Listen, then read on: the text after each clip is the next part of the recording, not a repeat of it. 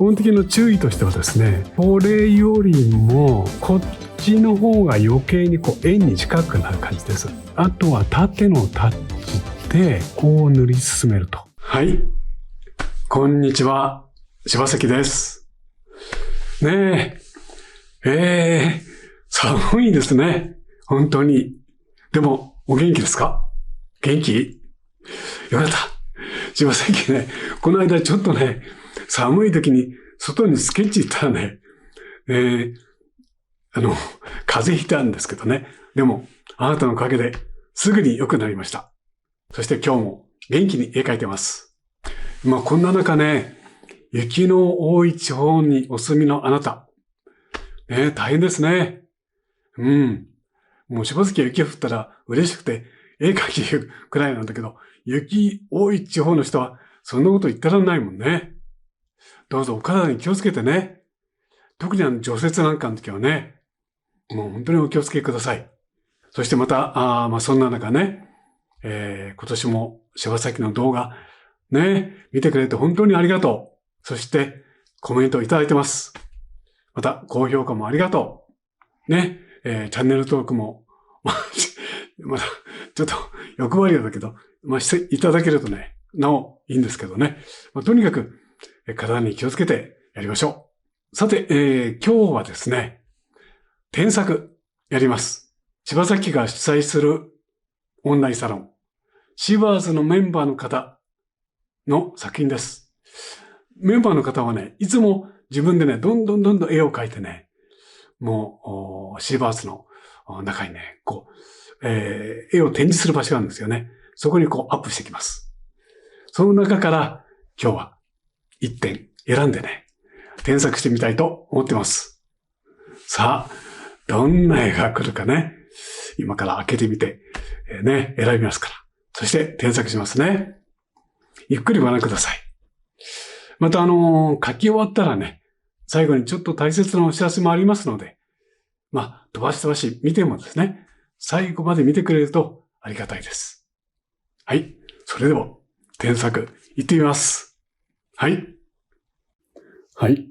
それではね、早速やってみましょうね。どんな絵が来てるかね、見てみます。いろいろあるね。これ、ケーキかな？ちょっと見てみますね。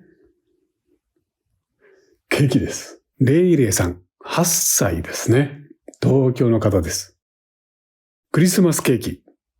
アートクレヨン16色で描きました。線を使わずに立体感を出しました。なるほど、立体感ね。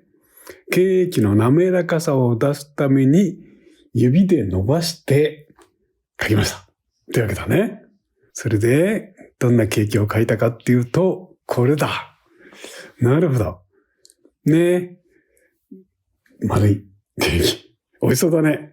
クリームがたっぷり塗ってあるね。その上にサンタさんとかね、乗っかってるんだわ。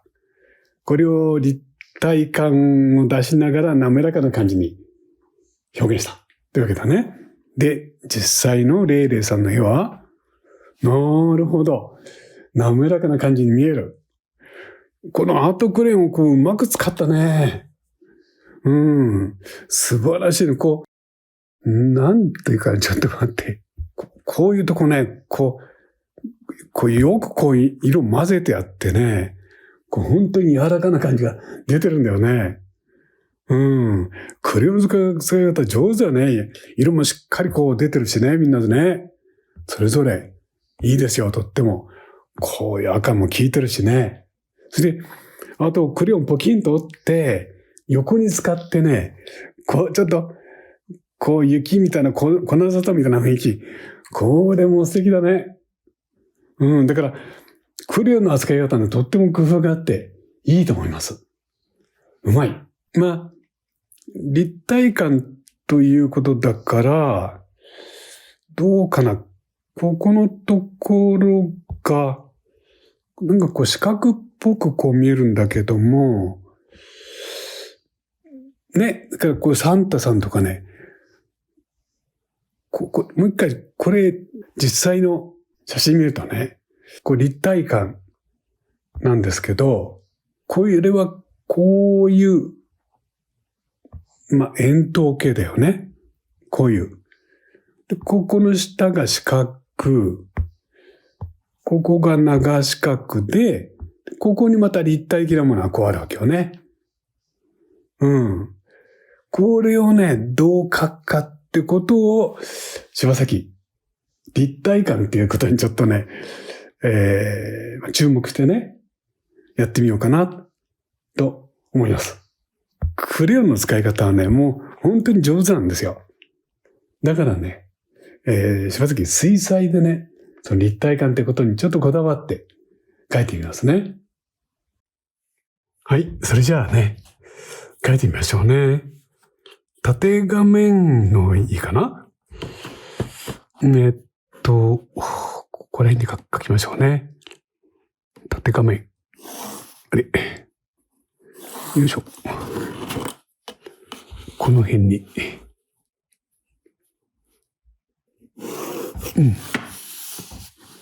こんな感じかな。よ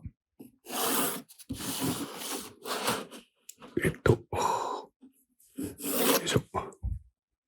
ね、こんな辺に書きましょう。そうだな。ちょっと仕上がりを少し、丁寧に見てもらうためにマスキングしますね。マスキング。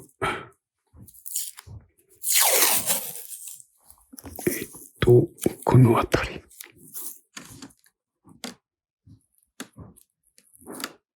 はい。ねえ、クリスマスケーキ。いいですね。でも、ね、クリスマスもあっという間に終わってね、もう新しい年が来ました。ね、皆さんクリスマスどうやって過ごしましたか？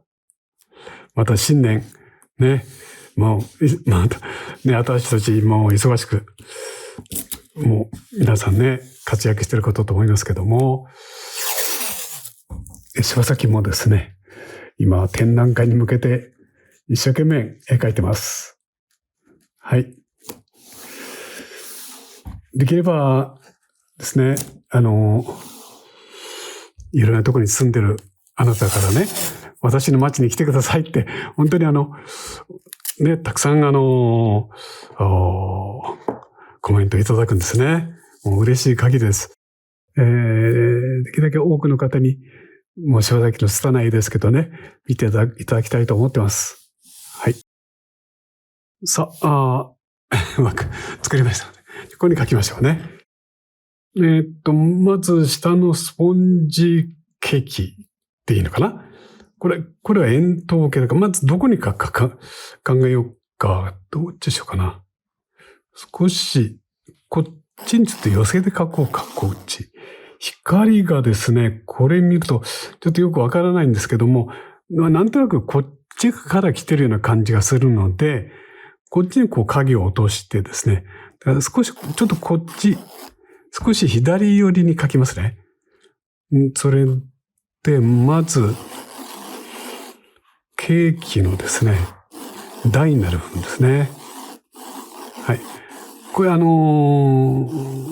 円筒、楕円なんですけども、これってこう腕をこうぐるぐるぐるっとこう動かしてですね、はい。こうやってだんだん慣れてきますからね。で、途中でね、こうやって真ん中の線を引いて、あんまりこうガタガタしてなければいいと思います。はい。それで、こうですよね。本当は、大きなケーキにしようと思ったら、少し下に来てこう、狭くすればその感じが出るんですけども、で、こうですよね。この時の注意としてはですね、これよりもですね、こっちの方が余計にこう円に近くなる感じです。逆にね、こう書いて、これがね、こうなってしまうとね、ダメなんですよ。こうなってしまうと。平たくなっちゃうと。これよりももっと丸くなる感じ。下の方がね。そう書くとね、感じが出ます。それで、こういう風になんか器があるんだよね。器がこういう、まあ、これも本当うるさいけどね、こうやって、目の高さに向かうとかね、前もそんなこと言ったんですけども、まあ、うるさいこと言うと本当はそうなんですよ。だから本当は透けて見えるようにこう書くとね、まあ、書きやすいって言えば書きやすいんですよね。はい。まあ、いろいろね、まあ、レイレさんも、まだね、小さいですから、ね、だんだんいろんなことをお勉強していく中でね、もう、大人のようなっていうかね、そういう絵もだんだん描けるなと思います。もう今もでももう十分上手ですよね。はい、素敵です。で、こうやって。本当はこれもね、うざくと、これ、ここまでこうやって透けて見える、こういうふうに描いてみて、その内側にちゃんとこれが入ってるってことを確認することも本当は大事なんだけどね。はい。簡単に書けばいいんですよって言いながら結構うるさいですね。それで、何がサンタさんとかね、その次のものとかね、なんとなく配置していってみたらいいと思います。本物そっくりじゃなくてもいいんだけどね。はい。で、こうやったら、今度はサンタさんだよね。サンタさんも実は、これ体がね、こういうふうに丸くなってんだよね。丸くなってこういう形をしてるんだよね、きっとね。はい。それでその上にまた、こんな丸いようなお顔と、お帽子。こんなんかな？なんかちょっと赤くなってんな。こうだよね。で、このとこお顔で、それで今度お鼻でと、こんな感じかな。ね。はい。柴崎みたいに、柴崎みたいんだけど、柴崎がサンタさんみたいなんだけど、ひげがありますね。それで、これ何ちゃんだろうね。これも実はこうなんだよね。でもみんな円筒形っていうかね、そういうものが描けるようになってくると、これは9だよね。すごく描きやすくなるんですよね。そういう基本的なものが描けるとですね、こうなって、こうなってんのか。で、ここに赤いのがなんかちょこっと、なんだろう、これね。そして、こうなっていって、こっちヒイラギの葉っぱだね、これね。ヒイラギの葉っぱがお帽子の後ろからこうなって、基本的にはこんな形の中で、こうなって、こうなって、こうなって、こうなって、こうか。ですね。こうなって、こうなって、なんかこんなんですね。なってるんですね。はい。あと何がある？これなんて言ったかな、このお菓子。カヌンじゃなくてな。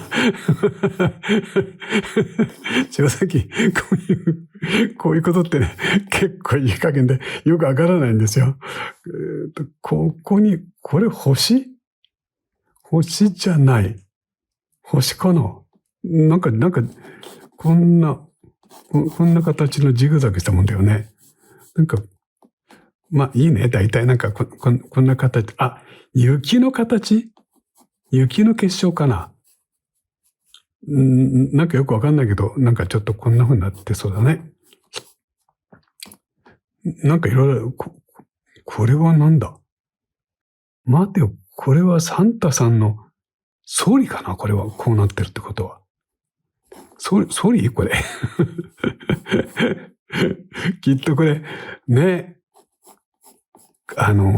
ケーキ作られる方もね、一生懸命デザインして、多分作ってたと思うんだよね。柴崎理解できなくて申し訳ない。なんかこうなっているし、なんだろうな。それで、こっからこうなって、これは何でしょうね。メリークリスマスと書いてあるんだけども、それでこうでいいかな？こうなって、ここにちゃんと生クリームでつけてあるんだよね。よく見ると面白いな。で、こっちの方に大きく、ここにチョコがこうくっついてる。こんなんでいいかな。こんなんでいいかな。ね。はい。はい。柴崎甘党だからね。甘党なんですけど、まあ、ケーキも大好きなんですけど、でも、あんこも大好きなんですね。非常に個人的なことです。はい。こうでいいかしら。あ、そっか。これもっとこうだよね。すいません。なんか自分で書きながら、これこんな上から見てんのにこんな平たいことありえないよね。こうもっと上から見たらこういう方向だ。すいませんでした。こうだね。こういう方向だ。上から見てんだもん。ね。はい。こんなん。それで、ここのとこが、なんかこうなっていて、もうここに、こんな風な赤い布があると。こんな感じかな。もっとこっちじゃない。いい加減なこと言っちゃいけませんね。ここがこう来て、こう来て、こんな上から見たかなかじゃ。こうだ。ですね。はい。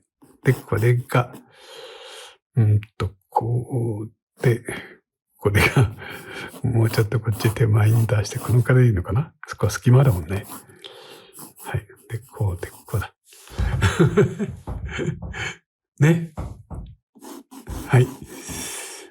ということで、はい。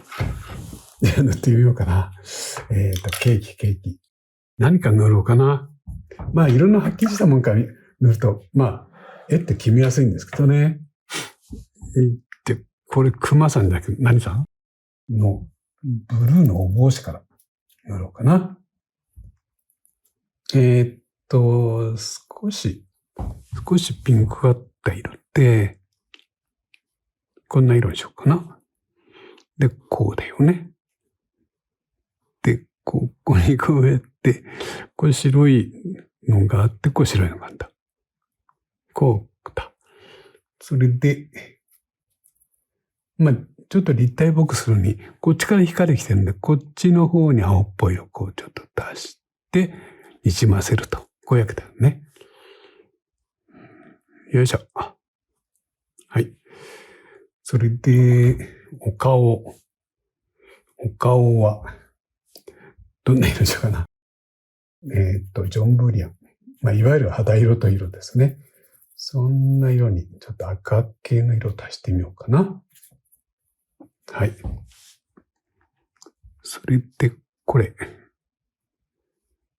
ここが、ここに白い、こう残して、あれこれ耳みたいなのあるよ。今度これ。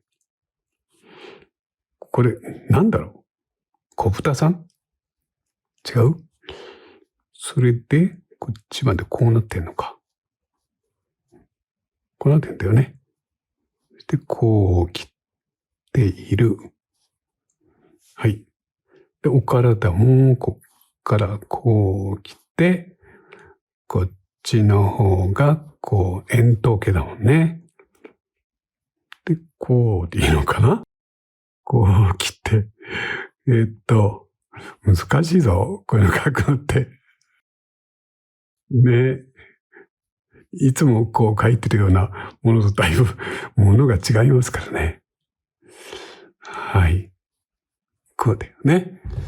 それでですね、丸い感じにしたいですので、まあ、それに、ですね、あれ見えない。この赤っぽい色と青っぽい色ですね。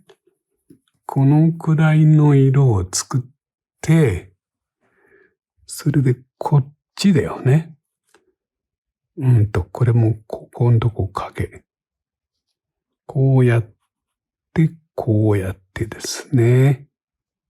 このくらいかな。それでこれもこっちが日陰でぐるっと、まあこういう雰囲気で。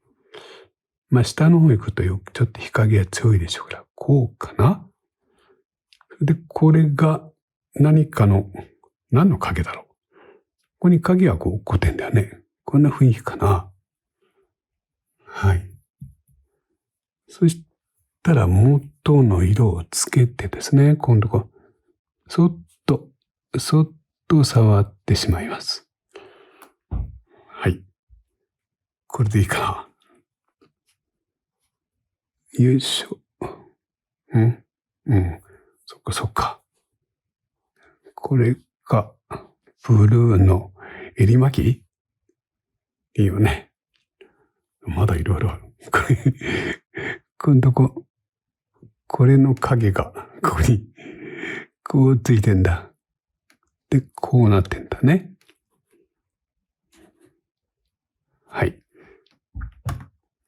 これでいいかな。あとは、サンタさん。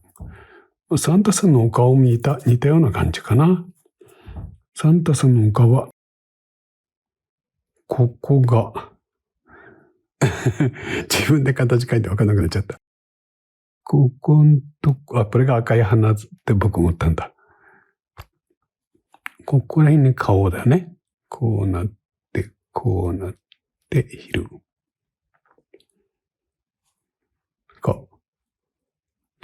それで、ほっぺのところを、ちょっと赤く色を入れておくと。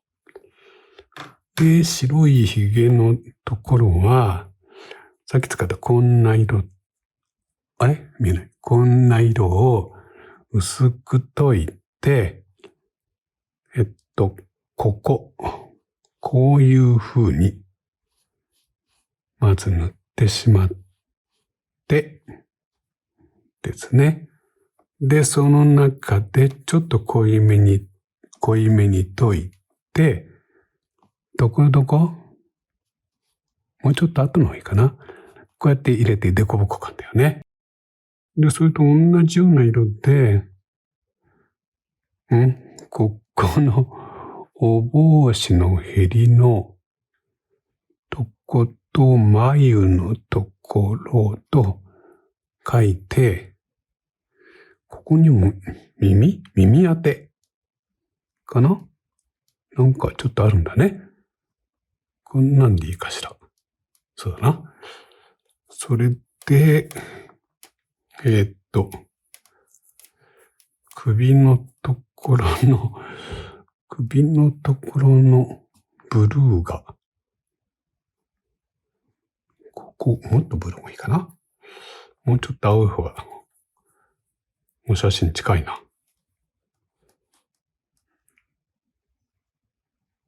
ブルーで。これなんでいいかな。これなんでいいかな。よいしょ。これなんかな。それで、ここは、ここのお菓子。さっきの色みんな混ぜちゃえばいいかな。こんなんと、こんな色かな？こんな色っぽい。こんなんで、ここ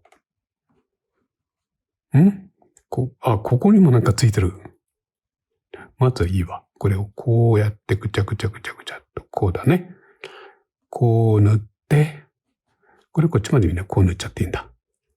こうなって、こう切って、ここになんかこのさっきの飾りがここに来るんだな。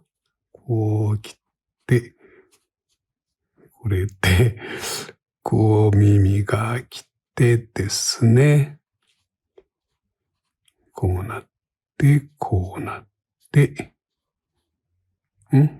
こうなってんだ。こうなっていって、これがさらに日陰になってるので、こんな色か。アンバー系の色ですね。こんな色を出してきて、もうちょっと赤い方が美味しそうかな。ちょっと赤を加えて、このくらいにして、こうやってメイドさで、ここのお耳みたいな形をちょっと見せて、ここにあるのはなんか突起があるんだよね。で、こうやると、ここは自然と滲むので、滲むのをですね。で、ここが、お菓子のヘリだよね。こういうとこね。ポッポッポッとなって。こういうヘリを描いて、で、こうかな。で、こっちは日陰に来て、こんなんでいいかしら。これ、耳、尖ってるな。こんなんでいいかな。それで、向こう側に、このお菓子描くの難しいぞ。向こう側に、このお菓子が向こうにこっちこうですよね。ここに白っぽいようなクリームが挟まってんだね。で、こう来て、向こうのお菓子。お菓子、しまったな。これもっと、これめったに食べないからな。今度は食べてみよう。こういう時、や、ちょっと、あれだね。残念だな。食べておけば分かったのに、みたいな。ちょっとあれだね。こんなんでいいかな。このお菓子かな。それで、同じような色で。同じような色だけど、微妙に色は違うぞ。少し紫かったような感じもする。微妙に色が違うと、ここ。これだ。いいんだね。こうなって、これ穴が開いてんのかな、ここ。ここの中っぽいな。こう切って、こうなってる？それで、ここに光当たって、この影みたいになった何かがこうなっていて、このお菓子かな。それでここのところが、こうだよね。こうなってんだ。こんなんいいかな。こうで、ここ、ちょっとジョンブリアン。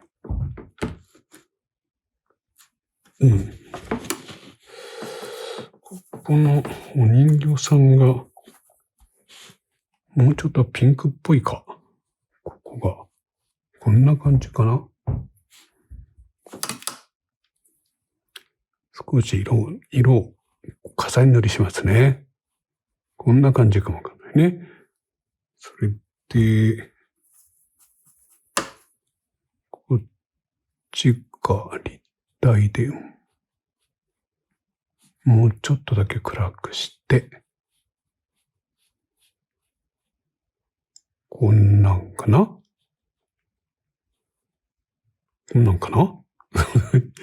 それでこれが、こうなっていて、こうなっている？でいいかな？それで、台座の色をまず入れちゃおうかな。似てるよね。こんな色だよね。台座。このジョンブリアンっぽい色だね。こんな感じ。で、これ全部塗っちゃってもいいんだけどね。そんな別に慎重にいかなくてもいいんですけど、こうやってですね。じゃあもうちょっと大きく塗っちゃいましょうね。こうやって描いて、こっちからこうで、このくらいでいい？こうだね。こうなっていて、みんな塗っちゃいましょうね。ポッと塗って、とこね、こうやって色作り足してもいいんですよね。ごめんなさい、見えない。そうするとね、色がね、その都度少しずつ違うんですけど、それがですね、絵描いた時ね、かえって面白いんですよね。うん。だからまあ、たっぷり絵の具作っておくってこともですね、大事なんですけども、なんかなくなっちゃった、どうしようどうしようってね、まああんまり思わないでですね、なくなったらまた、足せばいいや、とね、足した時に元の色とぴったりならないとかね、でもそれも面白いですよというのが、まあしばらく、まあ長く絵描いていって経験から言える、まあ、お話なんですね。だからほら、こうやって色違うじゃないですか。こうやって。それも素敵ですよね。うん。で、とにかく滲みですね。だから、こうやって作ったのを、またこうやってちょっとね、こう色を入れてあげたり、こうね、こういうところにこう、スッとこう、薄くかけてあげたりね。そんなこともできると思います。ここにこう細かい模様があるんですけども、これはですね、非常に水彩ね、白を残すというのは難しいですので、まあ不透明水彩なんかどうしても描きたい方はね、不透明水彩なんかで描いたらいいかと思います。はい。ね。そうか。で、サンタさんのお帽子。何の色にしたらいいかな。はい、ローズマター。で、どっからだ？この辺りから。こっからこんなお帽子。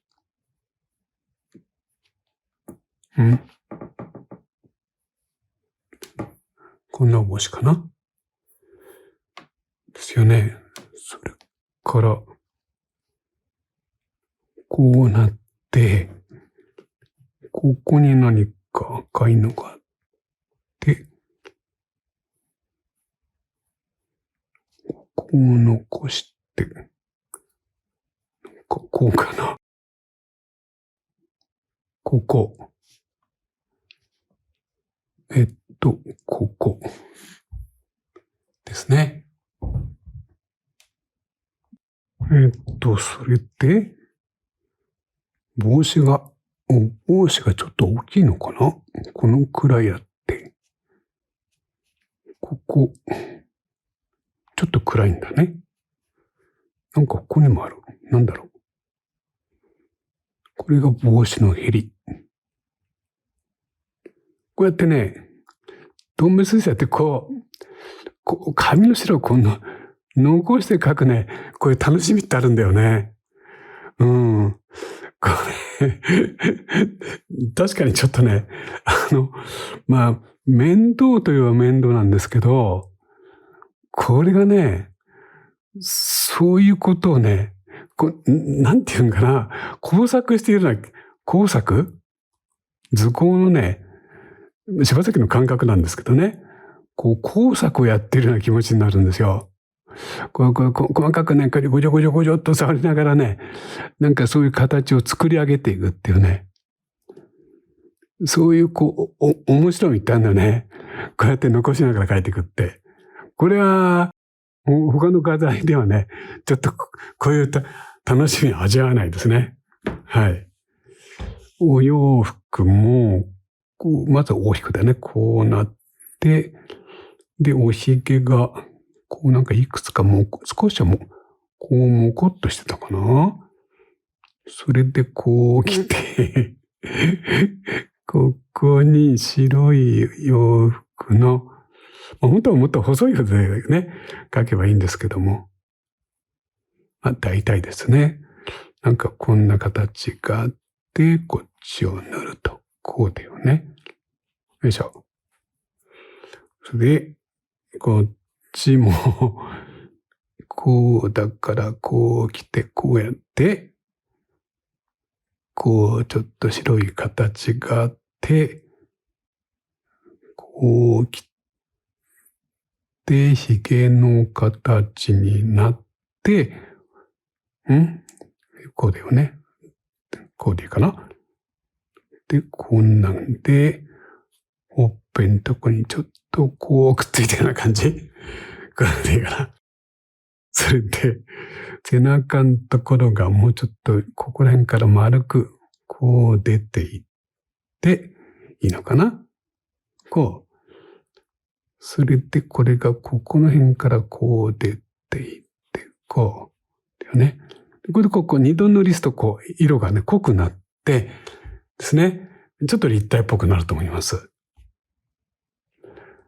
はい。だから、なんて言いますかね。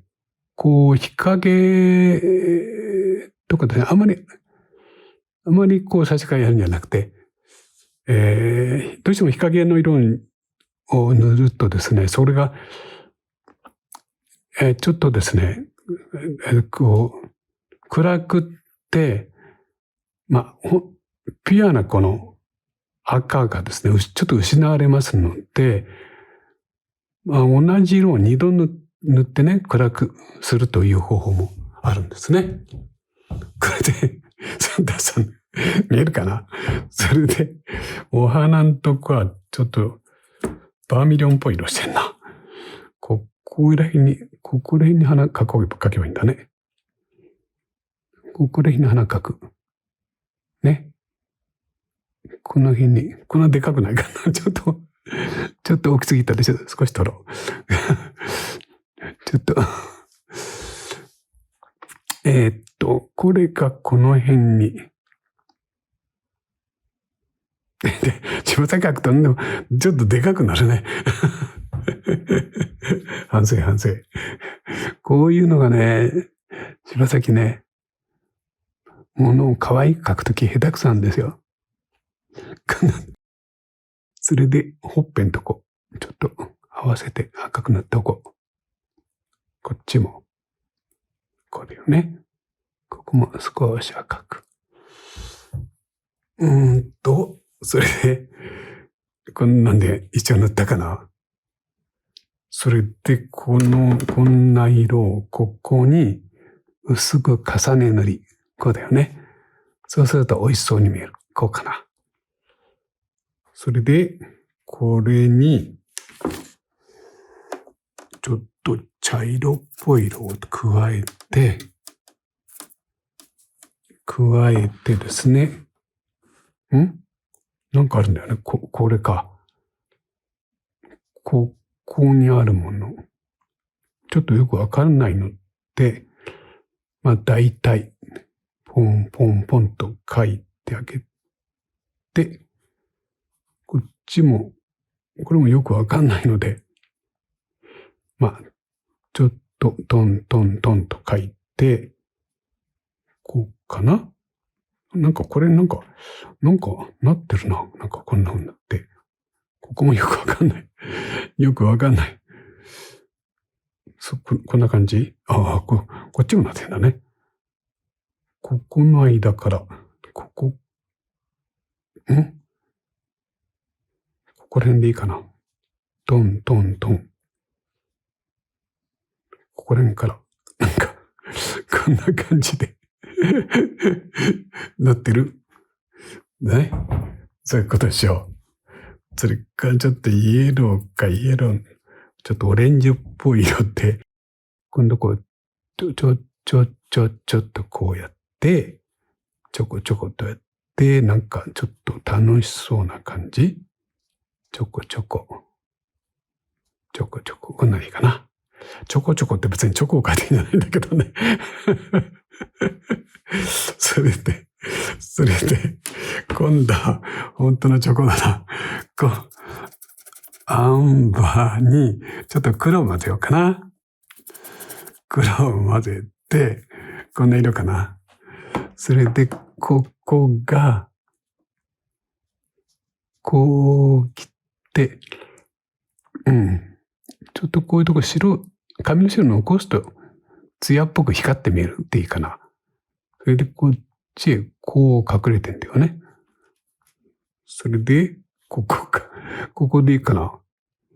ちょっと位置が怪しいんですけど、ちょっと位置が怪しいな。いいよね。ごめんね。ちょっと位置が違う感じがするんですけど。そんな感じだということで許してください。こうなって、こっからここでいいかな。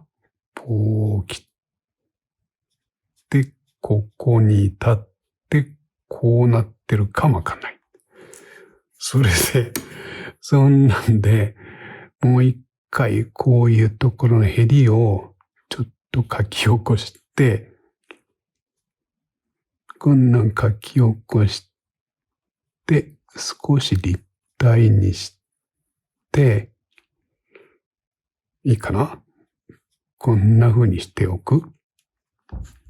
ちょっと自分で書いて笑っちゃったけど。いや、結構真面目に書いてるんですけどね。こんなにケーキをですね、こんなにケーキを書いたなんて人生ないかもわかんないからですね。はい。この年で、だって初ケーキですので。はい。それで、別に不真面目やってんじゃなくて、一生懸命やっていて、で、また黒とバンタンバン混ぜして、とにかく水彩もですね、暗いとこは思いっきり暗くです。はい。これが大事ですね。ここ、もっと暗い方がいいね。このくらい。で、ここをこう塗ると、お菓子の形が浮かび上がってくるってわけだよね。こうなっている。これちょっと実際も大きい方がいいかな。こうやって、こっちまで、ここまでか。こう切って、こんなとこまでなって、で、これはここ。こうだよね。で、ここ。さっきのとこまで切って、それで、このところの先端が、ちょっとこう光って見えて、それでこう切って、このチョコに同化するように、こんなになってるかな。それで、これでもう一回なんかこういうところにこだわって、側面をちょっとだけ書き起こしてあげる。それで、まあそうですね。こうやってですね、例えばですね、こんな色をですね、水で薄めまして、こんな色じゃないかな。じゃあこれにしようか。こんな色をですね、水で薄めて、このところにこうやって置くとですね、これ絵の具だんだん弾いてきます、こうやって。はい、こうやって。こうやってですね、なんか模様をあらかじめ作っておくって、こんな方法も面白いんだよね。はい。ですね。それから書いたら、今まで作った色で、気になる色をどこどこ継ぎ足すんですね。例えば、赤と黒を混ぜて、こういうサンタさんのですね。これもっと保存。無理やりこれで書くことないよね。もう一回待ってください。サンタさんの、こういうとこですね。こういう暗いとことか、こういうところ。こんなとこですよね。こういうところ。こういうところ。それからこんなとこですね。こうやって書いたり、それから、先ほども言いましたけども、同じ色をもう一回重ねるすることで、色を深くしてですね、影の雰囲気にしていくとかですね。こういうやり方があります。これは火彩塗りってやつですね。はい。そうしますと、同じ色を重ねただけですので、あんまりなんていうかな。色の鮮やかさがですね、落ちないってわけですね。花のところ、花のところ、ここになんかあるんだ。ここになんかあるな。なんかあるからわかんないから、ちょっととりあえず塗っておきますね。なんかわからないもんから。なんか、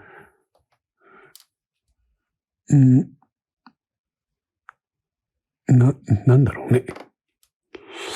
こういうののキャラクターがわからないからダメですね、正直はね。キャラクターが分かってれば、もっとあれだね、なんて言えるんだけどね。全然わからない。だからよくアニメのですね、何々を書いてくださいってですね、リクエストもいただくんですけども、柴崎自身がですね、そういうことにちょっと暗いものでして、なかなかご要望にですね、添えないとこあって、本当に申し訳ない。ね。リンゴやバナナだったら、もう山ほど、書いてきたっていうかですね。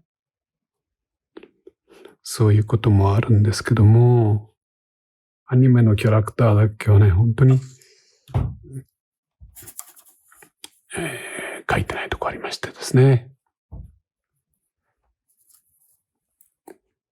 こうやって、少し重ね塗りですね。重ね塗りし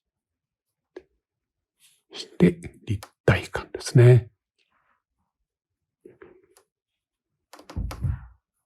なんかなお袖で持つと、なんか、だんだん、もっとちょっといじりたくなってきちゃうんだよね。このお帽子のですね。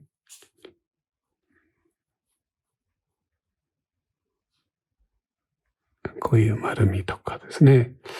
これやれば楽しいですよね。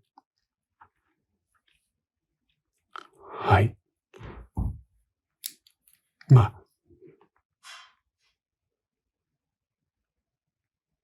よいしょ。なんでいいかな。それで、そっか。ここにヒイラギの葉っぱ。ヒイラギの葉っぱは、これはベリジャンっていう暗い緑ですね。それに、クリムソンレイ。暗い赤ですね。足すとこんな色になります。で、こんな色だよ。ほら、いっぺんにその色が出せるんですね。これでそのシルエットをちょっと描きまして、この水彩はこういうとこさっき同じような色を何回か重ねて、その暗さを表現するってことも言ったんですけども、全部が全部ね、そういうふうにやるとですね、ちょっとなんていうんかな、絵の具の透明感っていうか、あるいはジューシーなみずみずしい感じっていうかですね、そういう感じがちょっとなくなるもので、なんかここのとこになんかある。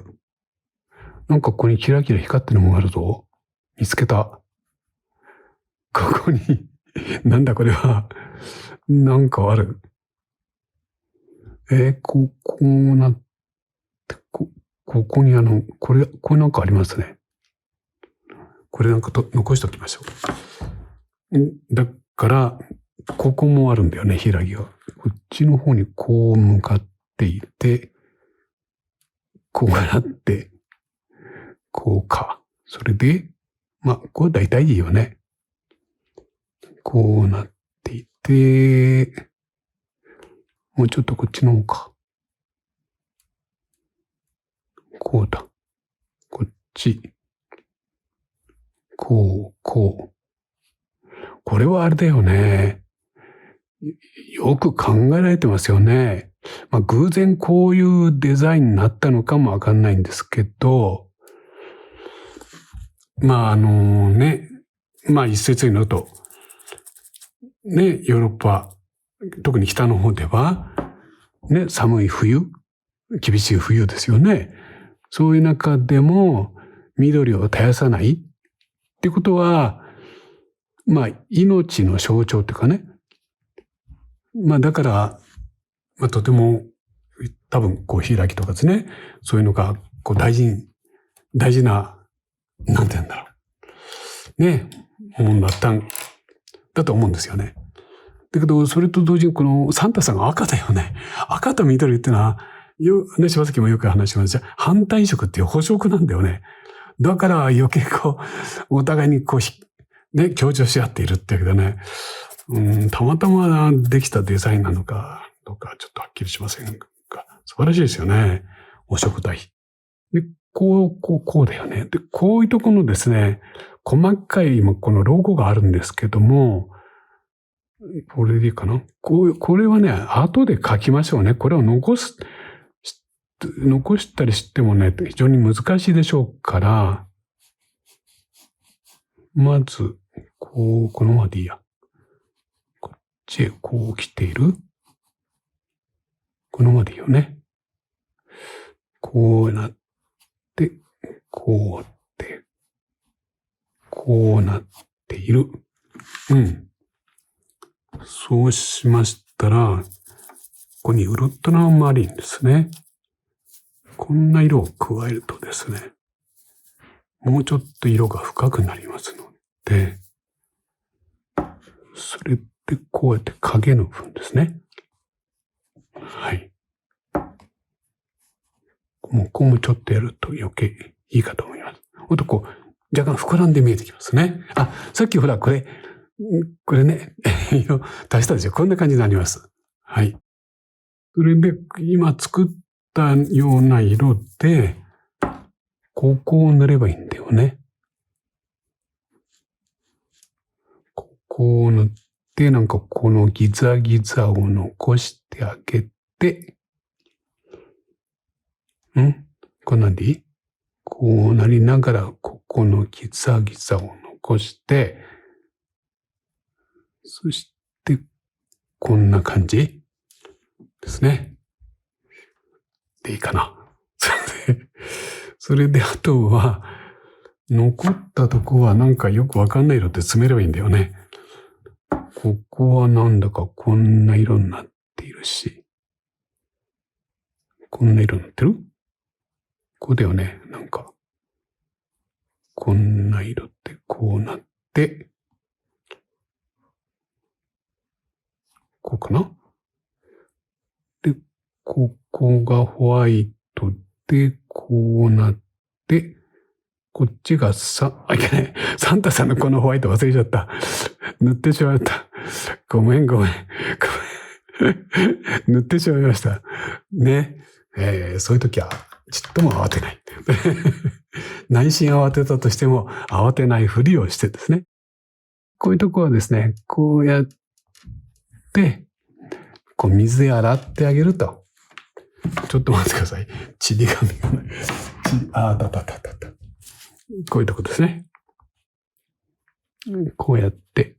これは水性のいいとこですね。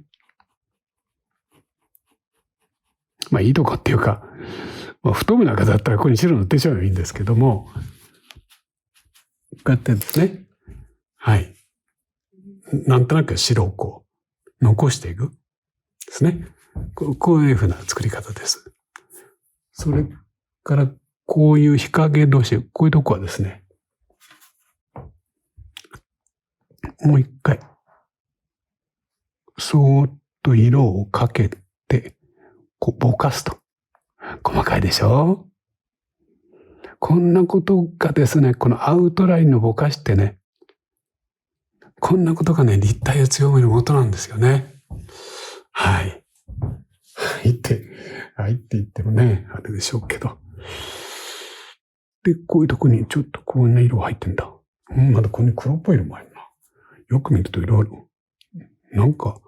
これがこっちに抜けてきて。これ、クリスマスケーキで楽しめますね。はい。こんなにケーキ描くの面白いと思わなかった。こんなんなっていて。それでこれでいいかな。こんなになっていって、ちょっとこういう雰囲気でやると。するっていいね。うん。だいぶそれっぽくなってきたかな。それで、後ろの方は、これで、こうやって、サンタさんのここまでこうなってきて、もっと大きい？よいしょ。こうだよね。で、この辺までこう切って、それで、また忘れたかった。ここに、白いお帽子の先端の丸みがあって、こうなってんだわ。こうだよね。それで、これがこっちへ来て、ふーっと細かいぞ。よいしょっと。こっかな。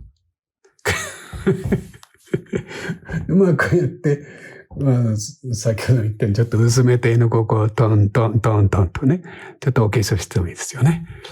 この茶系と色なんかはですね、この中に、こうやってちょっと足すですね。こうやってですね、ちょっとこうやってね、色を足すとね、またいいんですよね。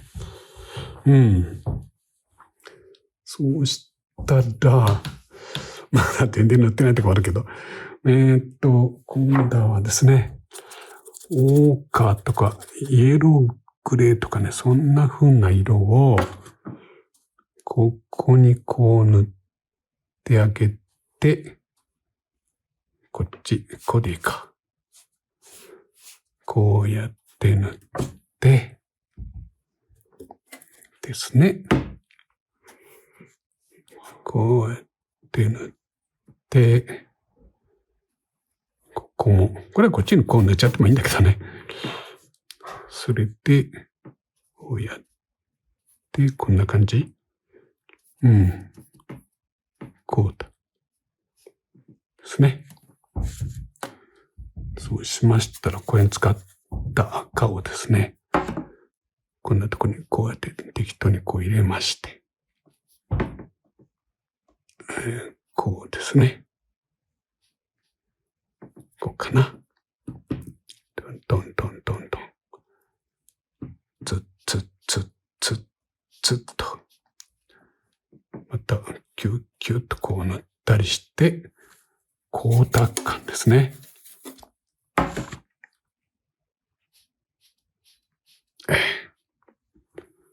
こうなんかな。こっちも、できるだけこう周りが映ってるみたいなね。もうこういうとこも色使った方がいいですよね。こうやってですね。ここ。よいしょ。よいしょ。こうで、こんな。できるだけクリムソンとか暗い色も合成に使いまして。この明るいくらいの対比を強めますと、そのね、金属光沢感とかね、ガラスのような雰囲気とかですね。そういうのが持ち出せるんですね。はい。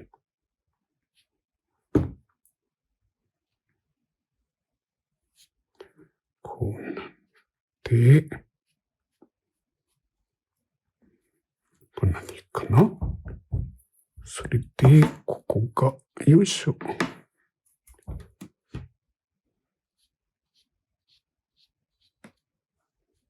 こんなんね。よっと。それで、ここ、よいしょ。あと、グリーン。イエローグレーですね。これで、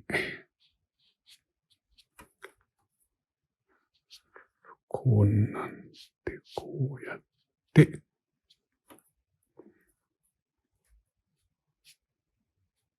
お互いの色をこう映し合ってですね、こう色を加えたりして、色を深くですね。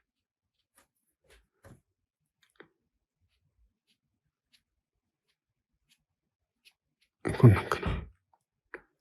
それで、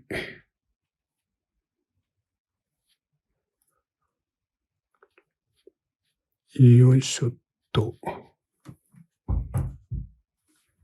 はい。緑なんかも。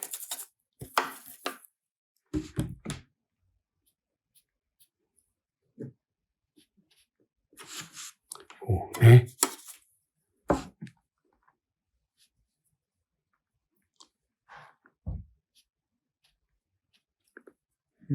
と、と、と、と、と、と、と、と、と。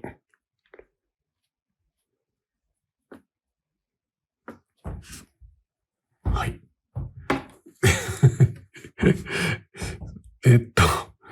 どこまで書こうかな。赤い布塗っちゃおうかな。赤い布、はい。ローズマダーとバーミヤンですね。ちょっと待ってください。加えて、たっぷりと作りまして、塗ってしまいます。よいしょ。こうだね。よいしょ。と、もう、それでですね、絵画的にはですね、それは好みもあるんでしょうけども、あんまりきちんと塗らなくても良かったりもするんですよね。はい。あんまりカチッと塗ってしまうと、ちょっとつまらないとかね。はい、ここ今クルムソにしました。こっちはバーミリオン。ね。同じ赤でも、ちょっと色違うでしょ？はい。どう違うかっていうと、こっちがちょっと黄色みがかって、こっち、ちょっとブルーがかって見えるかな。ブルーがって見えた方が後退して見えますよね。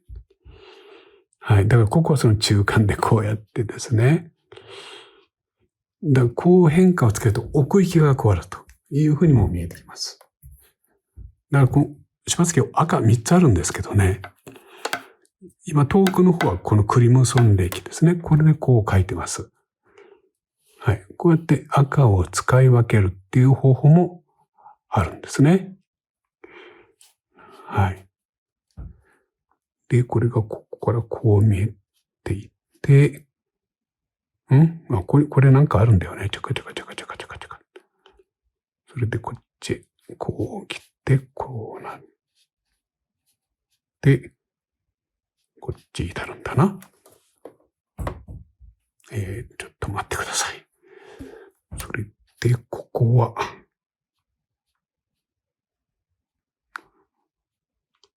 こうだよね。こんな雰囲気。よね。まずはね。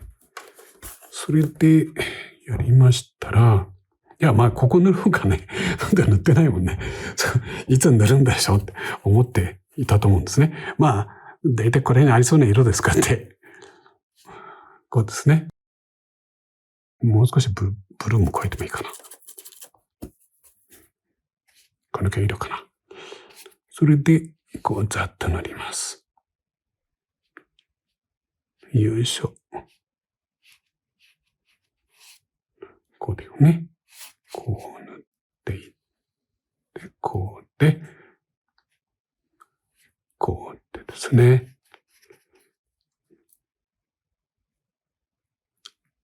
よいしょ。それで、そうですね。この、境目のとこをですね、もう一回、この色もちょっと明るくした色で、ここをなんとなくこう塗るとですね、このケーキの、なんていうか、クリームを塗った時の厚みみたいな感じがね、こう出るかと思います。はい。こんな感じだよね。それからですね、光がこう来てるかもわかんないので、こっちよりもこっちの暗くって少しこうくすんだような色ですね。で、どっちかというと、特にここのですね、ここの曲がり際、ここを強く描くとね、ぐっと立体になってきまして、あとは縦のタッチで、こう塗り進めると。これね、こう塗りたくなるんだけどね、そうやるとね、あんまり芳しくないんですよ。どう芳しくないかってのは、今説明すると長くなるから言わないけどですね。それで、ここら辺はなんとなく溶かしてですね、こうやって、下の方絵の具を通るようにして、これ反射の明るさって言うんですけどね。こういう風にすると、円筒形になってきます。で、これ見ますと、さらに器にですね、このケーキの存在が映ってるようなんですよね、これ見るとね。ですので、ちょっとこういうとこを書いて、映った状態を書いてもいいかな。それで、ここに使ったような色で、この影ですね。なんかデコボコしてこんなになってるかな。こっちもなんかこうなって、こうなっている。これはこうなって、こうか。こうでいいね。こんなんなってる。で、ここは溶かす。ですね。それで、ここも溶かしながら、こっちへ、何かこうなって、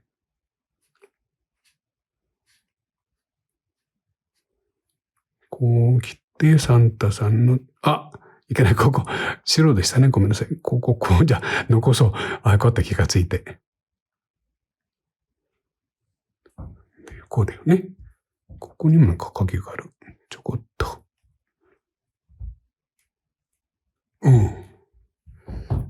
こうやって、あと好みですね。こうやって、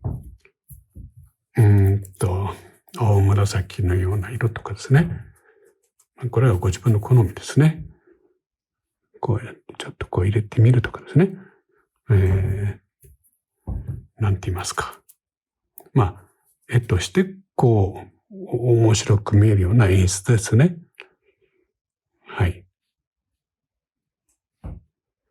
そういうのをされたらいいんじゃないですかね。あとはですね、ここの影ですね。はい。またクリムゾンできて、暗い、赤と、ウルトラマリンかプルシャンブルですね。と暗い赤を作って、そしてここですね。こうやって、こんな風にですね。影を描くと、これはこうだよね。これはこうなんだ。物が置いたみたいなね。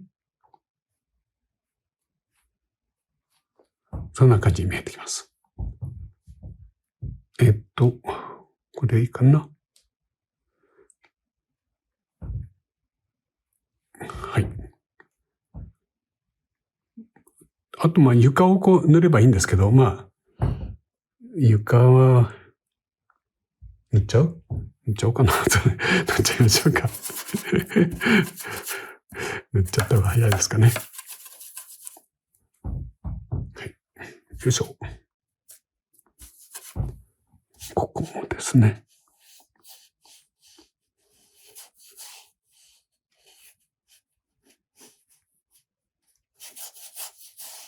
こうやりまして、手前の床を塗りまして、そして床のところに落ちた布の影をですね、例えばこう持ち上がったところはこのようにしてですね、こうやって描くことで、布の立体感も描くことができます。こうなんだよね。まあ、こっちの方に、これの本体の影をこう描けば、まあ本当はもっとですね、ここにあるという感じはもっとするんですけども、もしそうしたい場合は、ここも影というようになります。こうですね。で、まあ、これで、一応主なものを書いたんですけども、あとこう見回してですね、ご自分の絵の中で立体感を強くしたいと思うところがあったら、またこう躊躇なくですね、色を再度かけてですね、その円筒形ね、この時は縦のタッチでしたね。こうやってね。縦のタッチで描けるということが大事だよってお話ししました。なんか、まあ立体のお勉強ですってなっちゃったんですけども、よかったかな、これで。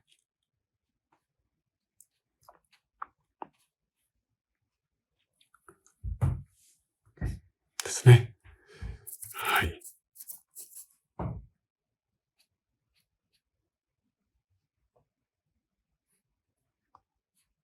そういうことなんですよね。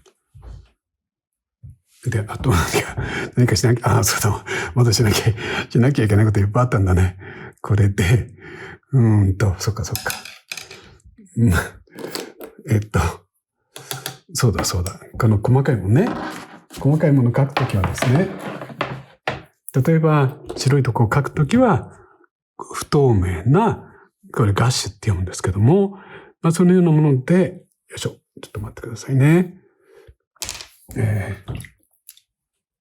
ょっと今出しました。よいしょ。そんないっぱいいらないと思うんですけども。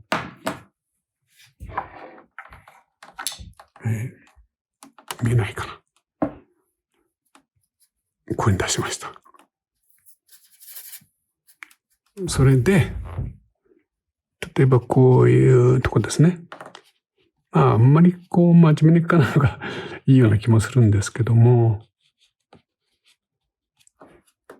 それからもう一回こう、書き起こしたいとこですね。こう、思わず塗ってしまったとこ。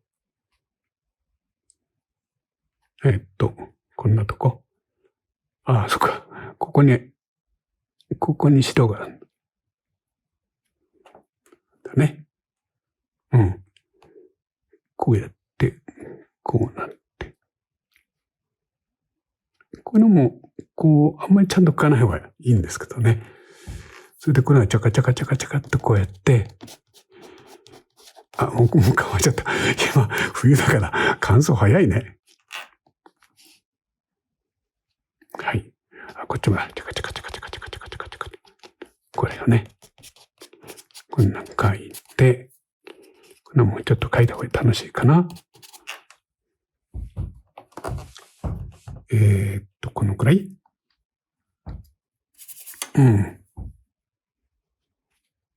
ちょっとこう、やったらいいんですね。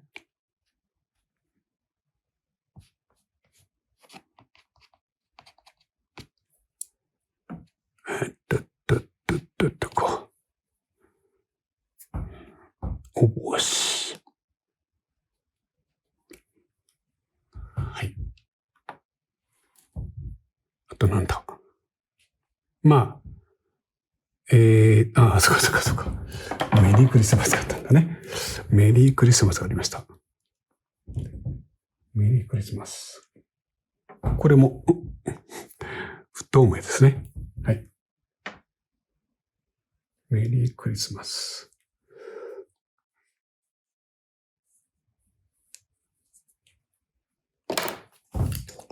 ちょっと待ってください。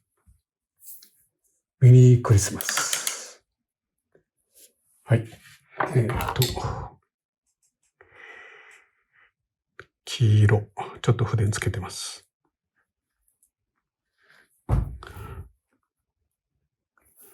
こんなとこもちょんちょんちょんだよね。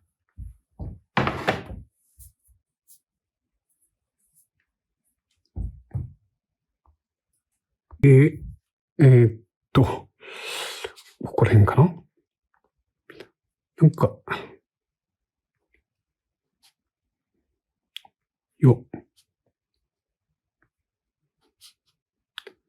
こっちから、くるんとこう回って、こう、かな？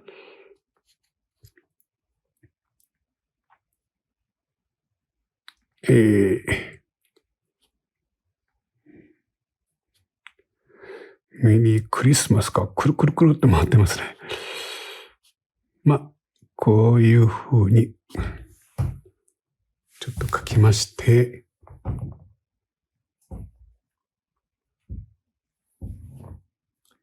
ちょっとここだけ太く書きましょうか。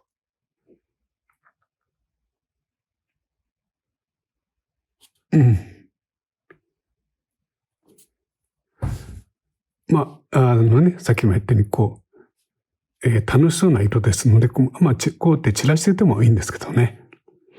はい。なんかちょっとね、綺麗に、散らしとく。あと、なんか書くかな。せっかく、不透明の黄色を解いたので、何かやりたいとこですね。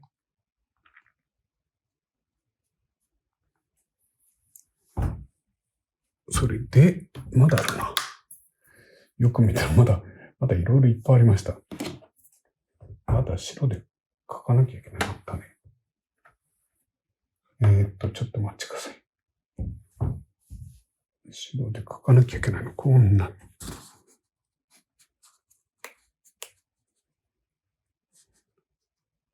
こんなんですね。こういうのはもうリズムで書くんだね。トントントントントントントントンと。こんな感じで書いて、それで、日陰に入るところは、ちょっとブルーにしてですね、なんだと書いていったり、こんなところに、あれがあるんだね。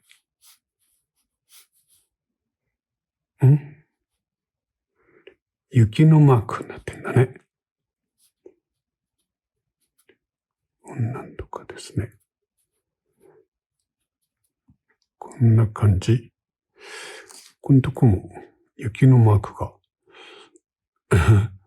頭を出してる。だよね。それから、そうではないところ。雪のマークがあったりするので、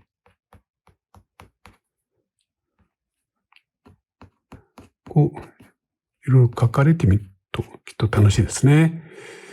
広い面積のところ。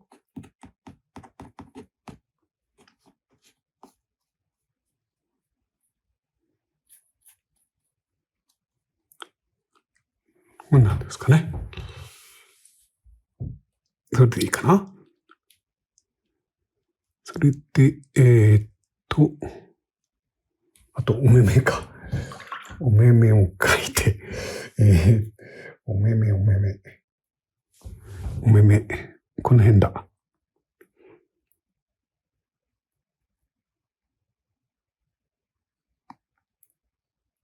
ここと、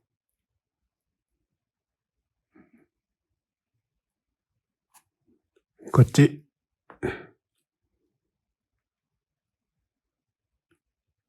ここと、こっち。でいいかなこなんだよね。はい。あとはいいかな。結構、正直、楽しんだ長い時間書いちゃいましたね。申し訳ありませんでした。こういうとこまた、追い打ちですね。色をこう足してみる。こうやって色を足していって、絵を楽しくですね。どういう雰囲気の絵にするかっていうことが本当大事ですもんね。だからクリスマスの楽しい感じとかですね。実際よりも赤を多めとかですね。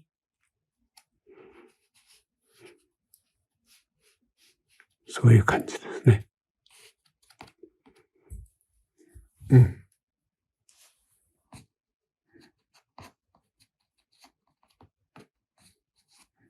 こんな感じかな。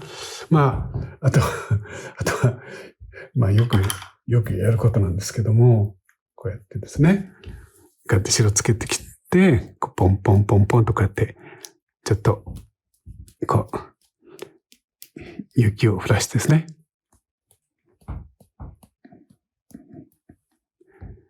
メリークリスマスの雰囲気とかですね。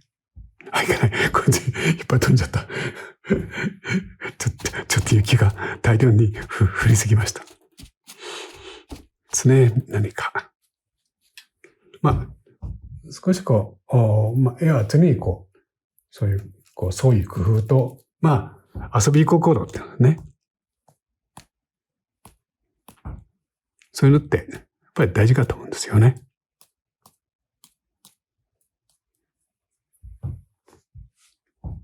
はい。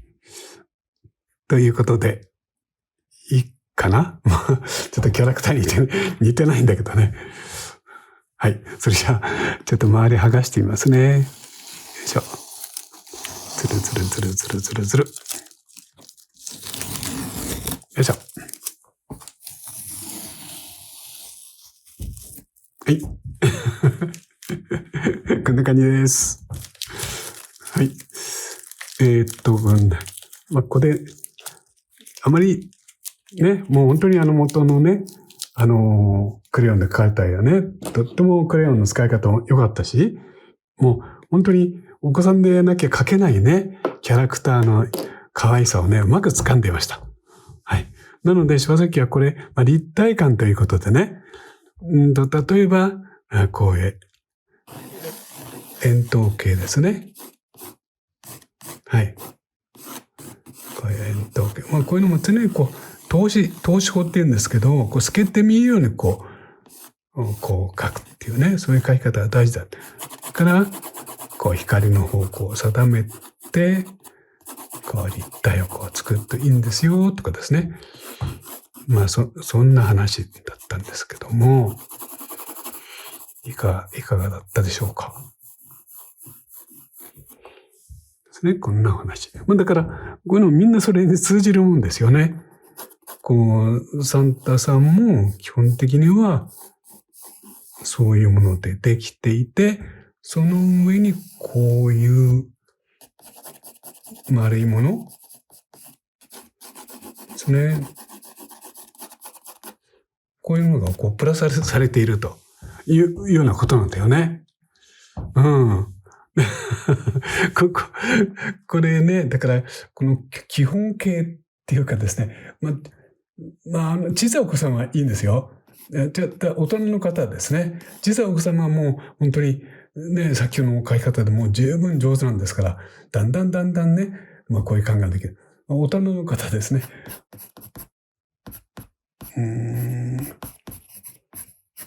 基本形。ね。はい。こういうものを使ってですね、書かれるということだよね。それから、例えばこういう細かい模様は、不透明の白を使ったんですよね。こんなこともしました。いろいろなことをくちゃくちゃ言いましたけどね。はい。それでね、参考にしていただけたらよかったです。でも元の絵はね、本当に、大変上手ですというわけですね。元の絵は。はい。というわけで、ちょっと柴崎も遅いクリスマスね、今日書かせてもらいました。はい、こんな感じです。はい、これでしたね。ケーキの絵でした。どうだったかな？もちろん本当にね、クレヨンってね、なんかクリームの柔らかなね、ねっとりした美味しそうな感じと、すごくよくできてたのをね、上手に描けていて、びっくりしました。だったので、今日は柴崎は、立体感というね、コメントがちょっと書いてあったのでね、そっちの方向からね、ケーキがね、円筒形としてどうか見るかとかね、そんな話をしながら、添削しました。小さいお子さんでもね、だんだん分かってもらえると思うし、もちろん大人の方にはね、きっと何かのヒントになると思います。楽しんでもらえたら嬉しいです。そうだ。柴月固定やるんだけどね、こういう添削の絵もね、展示してほしいってコメントもいただくんですよ。どう？もしご希望がね、多いようだったら、学装して展示もしてみようかなとも思ってます。お知らせなんだけどね。その個展のお知らせです。柴崎は今年2026年ですね。2月に個展を行います。場所は愛知県名古屋市にあるのりたけの森ギャラリーという素敵な場所なんですよ。複合施設なのかな？